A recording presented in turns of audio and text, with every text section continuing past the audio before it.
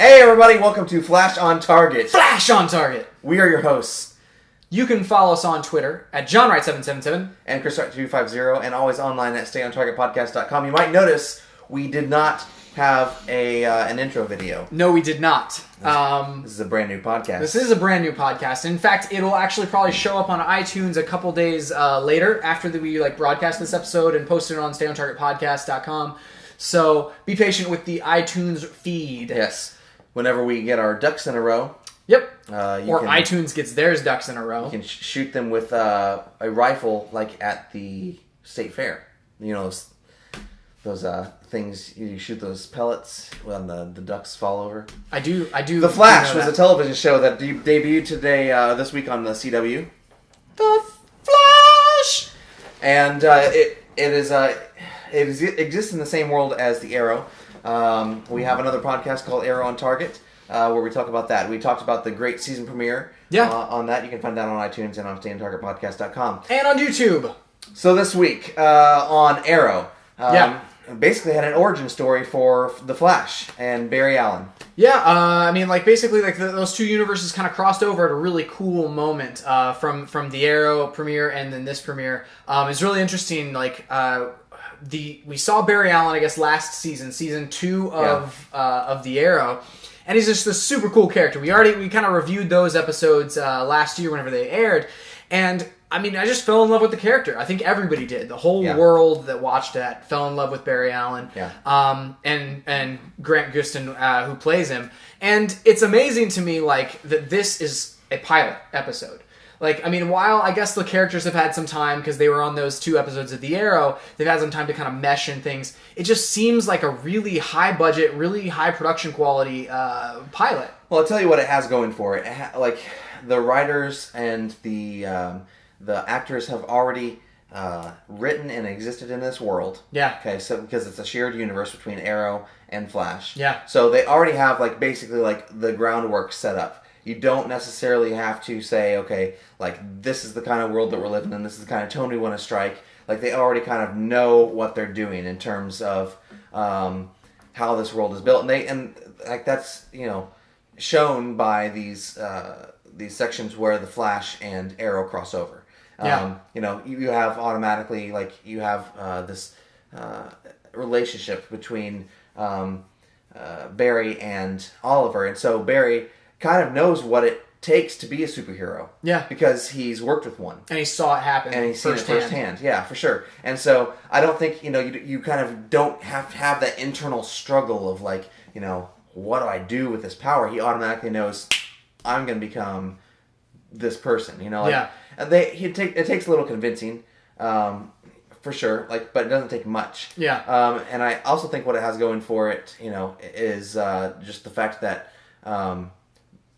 Barry is a much more hopeful and cheerful person than Arrow is. For sure. And I like the fact that we already know who Barry is. Yeah. Moving into the pilot, it's he wakes up and he is the Flash. We don't have this whole dichotomy of he's not the Flash and then he becomes the Flash. We did see that. We did see that happen, but it's briefly at the very beginning, but it was nothing that we didn't know, and they didn't waste time with it, I guess. Yeah. It was even shorter, I think, than, I guess, obviously they insert these relationships, these prior relationships with Iris West, and that's basically it. Iris West is the only person, I guess the people at the precinct, Mr. West or whatever his name is. I can't remember his first name. And basically, you have those relationships, but outside of that, the setup is very minimal, and then he becomes the Flash. Yeah. You think about the Arrow pilot, for instance, which is a very good pilot. Oh yeah, it's awesome. Great pilot. But I don't think that he actually becomes the Arrow and starts doing things until the last maybe third of the show, of that first episode, and he's still kind of feeling out who he is, and you don't really even know his backstory, right? And you have no relationship with this character. Whereas going into this pilot, we do have a relationship with Barry. We do know his character. We know, we've already seen actually his transformation into Flash with the lightning bolt and all that kind of stuff. You just didn't know the details surrounding that event. Yeah, and it was slightly different. It was a little bit different, if I remember right. It was the idea of him walking into this room. I guess we had no context to when was he walking into his lab, but it's like in this episode he had just come from the campus of Star Labs. Yeah. And so like he had just come from there, whereas in the previous time we saw it, it seemed like he was coming home. Right. It seemed like he was coming home from Starling City. Yeah, and I don't think it didn't change. No. It was just like we didn't see those surrounding circumstances. Yeah, there was no context. Yeah, so it did seem like he kind of like, oh, I'm home from Starling City. I'm just walking here, blah blah blah. And oh darn, I missed whenever they started up the whatever. Yeah. You know, but in this instance, he was upset about not only that, but upset about the whole way that night went with Iris. Yeah. So, yeah. Yeah, so let's kind of dive into that. You know, for instance, like, you know, we started off and really set up his relationship with. Well, we started off with his like just explaining the death of his mother and that his father has been put in prison and he grows up with the Wests. Man, that first scene was heartbreaking. Like, and I know the Flash's story. Like, I mean, I love the Flash. Flash is awesome. But man, the way they presented that was just. Oh, it's so heartbreaking that you know this happens and you know an innocent man is framed and he doesn't really know it. It really inserts that level of authenticity to the curiosity that he showed while he was on the Arrow, where he's hunting out these weird cases, these very strange things that are happening in order to prove his father's innocence. Yeah, and that's another thing that was interesting. You know, like we were already introduced to that idea as well. But yes. It was a very well done sequence, and like right off the bat, I was kind of wondering, like, okay, are we going to pull an Arrow, and are we going to continually, you know, have flashbacks all the time? I don't think so. No. This was just this one to tell this story. Yeah. So I'm okay with that. Yeah. And I really liked, you know, that it totally made sense that he grows up that close to the Wests. Yeah. So. There's this relationship. He obviously has feelings deeper than just friends for Iris, but she doesn't necessarily understand that or even perceive that from him. Right. Well, you know, I think she says something about like, oh, we're like brother and sister, and it's awkward because you don't want to talk to me about your relationships with other people or whatever. Mm-hmm. And it's like that's not the awkwardness that he's talking about. Right. Like, that's not the thing that is hanging in the back of his mind. You know? So yeah, it's like it's this whole misunderstanding, well constructed misunderstanding. Yeah. So. Oh yeah, for sure. Do you think that will continue to be a sticking point, or is that just kind of a catalyst to get that conversation between him and her about her father's partner? What's interesting and always has been to me about the Flash is his relationship to both Iris West and then Patty Spivot, and I guess in this universe we're going to talk about. Felicity as well as kind of a love interest maybe. Yeah, maybe. So we've got like kind of those three things that are feeding into this right now, where you've got potential there, and I think that Iris is something we will toy around with, and that will probably be it's the CW. Let's talk about that for a second. It's like you're gonna have that drama. But I don't know if that's something that we're going to, beat into the ground, or if that's just something that's going to be wavering in the subtext of some of these episodes. Which would be probably the smarter way to go about it, is just leave it in the subtext. I think you're right on that. Like, I kind of think that I don't think they're going to be really overt with that storyline. Just because she has the boyfriend right now, he's not the type of person who's going to try to wreck their relationship. You know, like that's not Barry. And I like that aspect of their relationship. Yeah. But I don't want it, to be just completely just thrown at me and punched in my face every single week. Where, oh man, I love Iris. Yeah. And can't be together. Right. The awkwardness, I think, will still be there between, like, whenever he sees her and her boyfriend together. Not just because of the awkwardness of, like, the relationship, but maybe because of the fact that she's dating someone who's his dad or her dad's partner. Yeah. And so he feels weird about that situation. So I think that awkwardness, like, if you perceive awkwardness on screen or whatever, there's, two reasons for that. And so discerning which one that is like, we'll see what the fans kind of decide is the overriding reason. But, I would say that there's many reasons for him to be awkward towards both of those characters in the following, like, 3 episodes or so. So what was interesting, I think, about... what's his dad's partner's name? Do you know? Let me look it up. Okay. What I thought was interesting about his character is they set him up and he comes in and he's kind of set up to be someone that you don't like. Hey, he keeps track of arrests.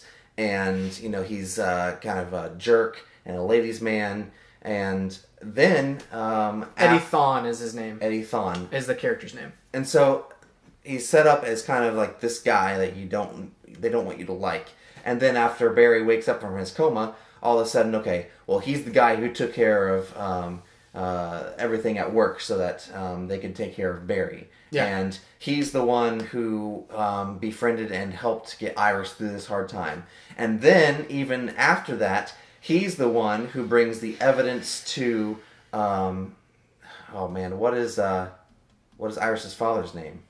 Ooh, let me find it out. Detective Joe West. So, he's the one who brings the evidence to Detective West that proves Barry's theory that this is that specific villain. And so it's kind of like, okay, we weren't supposed to like him, but now he's doing things that you're supposed to like. Yeah, you kind of like you like what he's doing. And he's not necessarily coming across as a bad guy or an evil person or someone with bad intentions. It's almost, you think of, it's not to this extent, but it's almost like New Girl and Schmidt and the douchebag jar.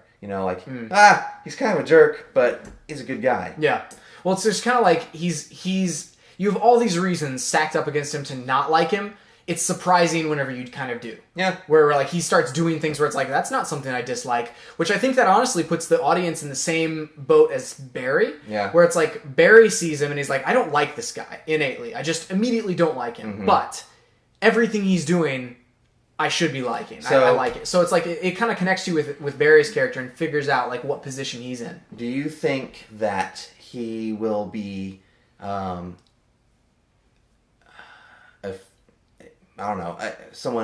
foil to Barry in the future? I think that maybe near the end of the season or something like that, we obviously need to find out more about him. Yeah. It's like, where does his character come from? It's like we were introduced to him and we really don't have any context. We have no backstory. Yeah. Is he in the comics? His character is somewhere. Yeah. But it's like, I don't know that he's played a integral role in a long time, like in a while. It'll be interesting to see where they take it. I could see it just like that's all it is like he's the thing that's keeping for right now keeping Barry and Iris apart. But I could also see him turning into he's putting on a good front while he also has some kind of like ulterior motive, weird backstory. Yeah. And until you kind of know what's going on, we won't really know. Barry and turning into Flash, that all happened because of the... Did you like the explanation for everyone getting superpowers? So here's my only question there.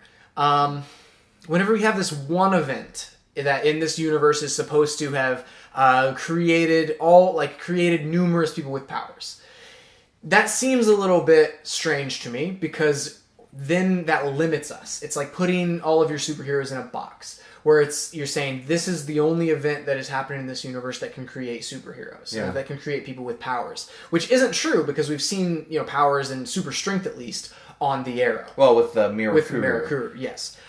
So I don't know. It's like putting your villains in a box where they don't have the same backstory, but they have the same origin, if you will. Right. So they have the same origin for all their powers. That seems a little strange to me. That seems a little Smallville-esque, where like you have kryptonite as the big thing, on Smallville a lot of times. And we mentioned on the main podcast that you had this element of every week you kind of close the book on a new villain, where it's like, or a new superpowered crazy person. Week kind of thing. Yeah, and so you've got that potential for that. So that's the kind of the tightrope that they're walking with this. I love the fact that they kept the origin story for the Flash, where it's like he gets struck by lightning, kicked into a bunch of chemicals, and that was it. But they didn't really imply that the chemicals were what gave him his powers. They implied that it was just the super collider. Right. But the super collider apparently can do any number of things to you if it hits you. Right. But maybe the specific reason or specific series of events that Barry went through caused him to get super speed versus the Weather Wizard. I see. Well, he was up in the air and up in the sky. Yeah, with a propeller that's spinning air really fast. I don't know. Yeah, that. But again, I just that's the only thing about the whole catalyst of the entire series being one event, one thing, is that you're limiting yourself. while you saw all those lights on the map where it's like, we don't know how many people could possibly have these. Right. That seems a little weak to me for maybe season. I mean, I'm anticipating 10 seasons here. Because, you look at whenever they pulled into the future at one point, where at the end there's this weird thing with the one character with Harrison Wells, like that scientist guy, right? Where he walks through the door right. and he looks at a newspaper right. from 2024, and that's 10 years in the future. That doesn't mean that we'll have a show for 10 years. I mean, if they want that, if that's their game plan, right? I mean, I think the game plan is always to keep a TV show on as long as it can possibly go on. Yeah. I don't think anyone writes out a 10-year plan for the TV show. That's true. Yeah, I agree in the fact that, like, my biggest fear about this show is that it's going to become, a Smallville, not in production value or anything like that, but a Smallville in terms of every single week we have a different villain with a different superpower, and we kill them or we put them in jail or whatever happens to them, but it's just like bang, bang, bang, it follows this formula. Like, the one thing I guess we don't have to see every single time that we saw on Smallville every week was their origin story. You'd be like, oh, the kryptonite turned into this weird green goo and it dripped down on their school books, and then they happen to be reading, and then they have super sight. Like, I don't know. It's crazy stuff. But we had to see that every week. We don't have to see that necessarily this time around. Something that's interesting is, like, we have the potential for flashbacks. You mentioned that you didn't think this was going to have a lot of flashbacks. The only thing that I would say might have flashbacks is, where were they whenever this thing went off? So you might have something crazy like that happen. I just, like, and we're judging this book before it's even open. Oh, yeah. But if it enters into that, where every single week you have to see the origin of some random bad guy. Tedious, man. And then watch him defeat it. Oh, God. It would be tedious. Very tedious. But moving on from that point, yes. I will say the one thing that was surprising to me about this was the special effects. How much budget it seemed like they had for special effects and for, I guess, the action. Well, since the pilot, I don't necessarily think that's what's going to be... Well, But for a pilot, even, it's a lot. And I wonder, like, did maybe Warner Brothers pitch in and say, hey, we've got this character we really wanted to hit off. Here's a little bit of extra cash to make the tornado look really good. That sort of thing. I mean, I honestly think the tornado looked really good. It looked okay. Like, it didn't look as good as... it could have. Right, but for a CW show. For a CW show, yes, it looks good. And it was a lot of money spent on visual effects. But we said the same thing about, like, okay, man, Arrow, like, that's true. Dropped, a lot of money on they built the ship, Yeah. So, I think that both of these shows warrant that kind of cash flow.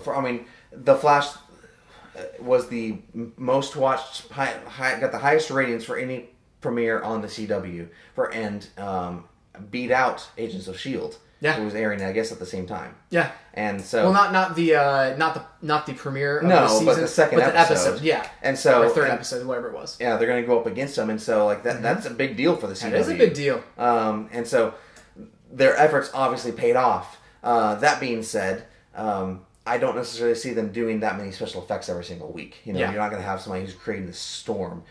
You'll have smaller special effects, but not something that requires that much work. I'm excited for them to introduce the character of Grodd.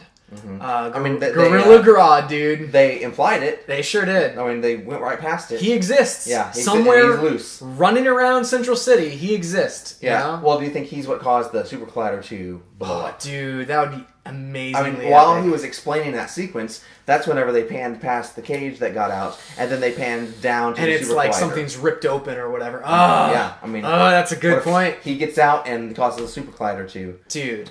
Gorilla Grodd is like one of my favorite all-time like bad guys. Or does the super collider create Gorilla Grodd? Well, obviously, like if he was just a normal gorilla and he and in the cage and he breaks out and then causes the super collider to go off or whatever, and then he gets the super brain or whatever. What if it's the other way around though? If it was the other way around, that would be so awesome. So like the super collider goes off, he gets his superpower, then breaks out. That would be less intriguing to me, but right. I hadn't even thought about the potential for that to happen. But I do like the idea of potentially him being smart outside of the collider. Yeah. Because for everybody to get their powers via the collider, they were obviously doing some weird scientific tests in this facility anyway. Yeah. So it seems to me that the potential for other origin stories Yeah. exists. So let's talk about Star Labs But- for a second. yeah. Like, and we've referenced Star Labs several times on Arrow, and Yeah. it's always been referenced as like this very respected institution. They know what they're doing, and we're going to listen to like send off our tests to them, and and then it ends up it's like 3 people. Well, that was what was left because Okay. because his point, and this was really fun. Like the interplay between Harrison Wells and Barry was really interesting. Whenever Barry basically was like he was told that Star Labs fell apart, they lost everything. That whatever there is happening there is they're obviously they don't have much funding. It's like whatever is left of Harrison Wells' fortune, that's what they're using. But they lost everything after the Super Collider went crazy. Because obviously in one scene Harrison Wells is walking around, and then now he's in the wheelchair. Then he gets out of the wheelchair. Yeah, at the like, what's end. that? You think is that No a, idea. One, is that a fake? Like, is he faking all that? No idea. And then like, did he get superpowers whenever the Super Collider went off as well? No What's idea. the whole scene in the future thing? They've got a mystery there that they're going to unravel. Yeah. Hopefully, it unravels quicker than Then Lost. yeah. I don't know how you necessarily drag this out super long. Right. But if this guy's going to become the villain, I could see him being the villain for season 1 or whatever. I could see him being the villain over numerous seasons, depending on who he ends up being. In the Flash, and this depends on how much you want to get into like the origins of the Flash and like who the Flash's villains are and the implications of those villains. But if he could be something like the Reverse Flash to the Flash, somebody completely just twisted and evil with backwards Barry Allen powers or whatever. Okay, so I think that's who killed his. Like, that's who you're seeing is Reverse Flash. It's quite possible, yes. And I'm not gonna like spoil anything, like give it away completely, but that's quite possible. But again, like we've talked about on the Arrow podcast, these writers tend to make you want to think one thing, Right. but then be sneaking up on you with something completely different and something that's not in the comics. Right. On the other hand, so like anything that we posit here may not Yeah. actually be. But yeah, there's a lot of like the Flash, and especially like his origin of like his mom getting killed and his dad being blamed. There's a lot of different spins on that in the comics, and depending on which iteration of the Flash you look at, and what actually happens. So Yeah. Yeah. Overall, I think it was a very, very strong episode. It was a very good pilot. I don't necessarily think I still like the Arrow's pilot better. Yeah. This one got better ratings, but they're more popular shows. So, Yeah. that was a cold.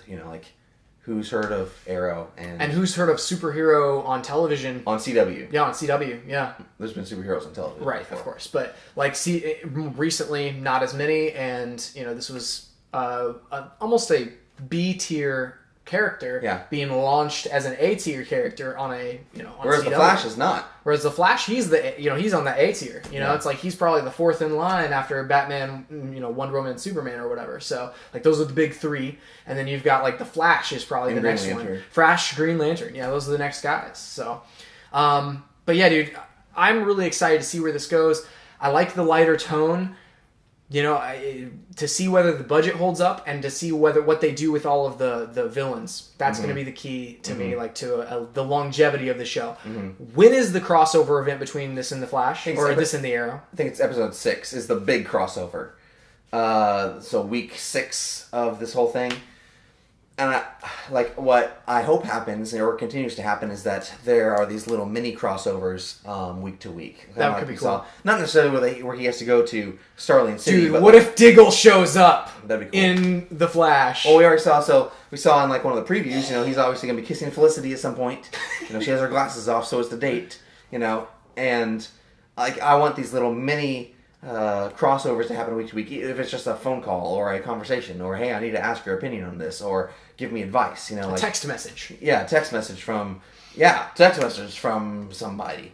Or Felicity goes, Maybe he hears about "What? Sarah. You woke up?" Maybe he hears about Sarah and he goes and pays his goes to the respects. funeral or something like that. Just crazy things like that where they it's cool. I watched them back to back. I recorded them on my DVR, watched The Flash, then watched Arrow, and it was cool to see them pop in because you feel okay, now it's not just I'm watching these 2 TV shows. I'm watching 2 hours of the same kind of story, even if they're completely separate. It felt very, very, like, it felt like the same thing. Yeah. You know, like, and I love that. Yeah. And it's awesome. Like, that's intriguing because that's something that, because of the same showrunners, same creators, same, like, batch of people, it's interesting what they have the potential to be able to do with these two joined things. Yeah. That something like, you know, somebody who's writing two comics also has, like, a chance to do. Like, whenever Judd Winnick was writing both Power Girl and Justice League International, it was almost like if you weren't picking up one of those books, you were missing out, like, on part of the story. So it's like, that's the interesting interplay that I feel like we can get into here. And the reason that television works so well with these, like, comic book characters is that you have the potential to do some of the same cool stuff, where maybe you're investigating something on one show and it maybe transfers over on the other. The same villain shows up in, maybe Vertigo shows up in the Flash's city, you know? And he's got to take care of it. So, like, you know, the hope for, you know, Flash as we keep going, you know, we talked about, like, I hope it doesn't turn into Smallville. Honestly, like, one of the things I love about Arrow is that it keeps it kind of grounded in, like, okay, these are villains that we could see in our cities. It's not just this outlandish character. For sure. And, you know, that they've done a very good job of taking people like the Dollmaker and Vertigo and making them feel real. Yeah, even and, Slade and even some of the super powered guys that have super strength, very grounded in reality. Brother Blood and stuff like that. Like, it still feels really grounded. And I hope that that aspect still exists in Flash moving forward. In a fun way. In a fun way. Yeah, I mean, you can have fun with it and still make it feel real. And have powers and stuff. But fun doesn't mean, like, okay, outlandish and crazy out there doesn't mean fun. Right. You know, it can, but you just have to do it in a way that's relatable. Right. And if I don't relate to this show at all, That's true. I don't think that this could happen in a city near me. You know, like, then it doesn't really appeal to me. That's true. That's true. Okay, so well, let's do some quotes, and then we'll rate shoes on or shoes off, like boots on, boots off, that sort of thing. Because we have hoods up, hoods down for Arrow. Yeah. So like now for it's watch and don't watch. Yeah, for watch and don't watch, or like, and so now we've got like, do we put our shoes on, lace up, or don't? You know? All right. All right. So some quotes. Let me pull up some quotes here. Some of my faves that I wrote down. We've got him talking to his dad. He says, "You didn't kill Mom. I know, I know that, right?" And his dad says, "You believing me is all I need." That was a really intense scene. It was really a fun scene between him and his dad, and it's that cool connection between them where they put the hand on the glass, and you're like, man. I honestly think like that, and as long as they keep that at the center of Barry's desire to find out more about the world and try to find who killed his mother to free his dad. Like, that's an intriguing storyline to me. You know? Yeah. I also liked the way that he was shown saving people who were going to get hit from a car and stuff like that. It was very, almost felt like Spider-Man, like the way that Spider-Man is portrayed, and like he's that's true. He's not just dealing with his super criminals; he's dealing with street level problems as well. And that's why he also felt like it felt very Superman-esque. You know, you save somebody from walking in front of a train. You know, like, I really like those aspects of his journey to be a superhero. Yeah, and to me, like you mentioned Spider-Man, it's like that ground level humanity that he shows whenever you rescue someone who's just a person on the street. It's something that we don't get with Arrow. Arrow's not going to do. I mean, no, he's too preoccupied. Right. I mean, come on. Well, first season he had a list, and you all failed this city, and he's after those big bad guys, not necessarily the street level, guys. And plus, he's not fast enough. It's like he can't respond as fast as Flash can. Sure. So that leads me to my next quote, Chris, which is a conversation between Oliver and the Flash. This was a really good conversation. The whole thing just spot on. We saw this before. Yes, we did see this before. In Arrow. Yes. But it was, did we only see like the little, like last little bit or something like that? Yeah, we saw like something about where he said, wear a mask, or something about the Flash and him picking his name or something. Right. Barry says, "So that's my story. I spent my whole life searching for the impossible, never believing I would become the impossible." That was a good line. I liked that one. And then I love how the whole thing was a conversation. Like the whole episode was basically his conversation with Oliver, which is straight up out of comic books. It's that is like, because there's always this internal dialogue going. You gotta have a reason for the voiceover, right?